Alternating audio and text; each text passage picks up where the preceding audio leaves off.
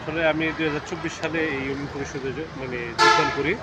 যোগদান করার পর থেকে প্রতিনিয়ত জনগণের সেবা করে যাচ্ছি এবং প্রতিদিনের কাজ আমরা প্রতিদিন দেওয়ার চেষ্টা করছি। প্রত্যেকটা নাগরিক যেন সে ঘুরে যেতে না হয় বা প্রতিদিনের কাজ যেন উনি প্রতিদিন নিয়ে যেতে পারে, সেই দিকটা আমরা সবসময় বিবেচনায় রাখি এবং এই কাজগুলো করি। প্রথমত বলি বাল্যবিবাহের বিষয়টা।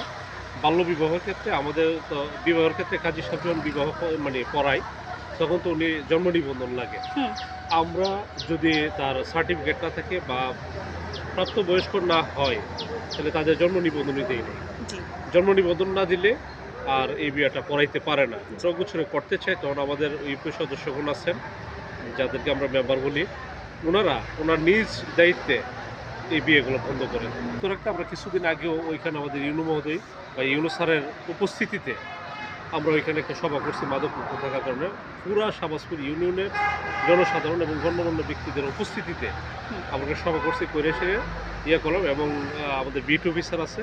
যদি কোথাও আমাদের গ্রাম পুলিশ আছে, যদি কোথাও মাদকের কোনো বিষয় হয় গ্রাম পুলিশে তথ্য দেন, দিলে বিট অফিসার এই বিষয় নিয়ে সেটা কাজ করেন এবং মুক্ত রাখার জন্য সচেষ্ট থাকেন।